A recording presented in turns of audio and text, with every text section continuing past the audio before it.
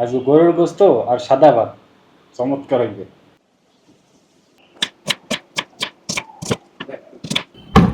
গরুর মাংসের মধ্যে এখন মশলাগুলো দিয়ে দেবো এক এক করে।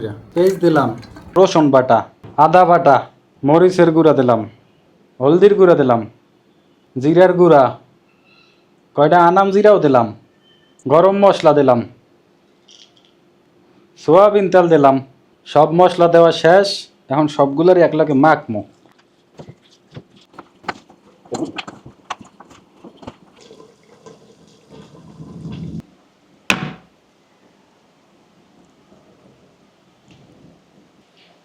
গরুর গোস্ত আর সাদা ভাত রান্না বান্না শেষ। এখন হচ্ছে খাওয়ানোর পালা। বিসমিল্লাহির রহমানির রহিম।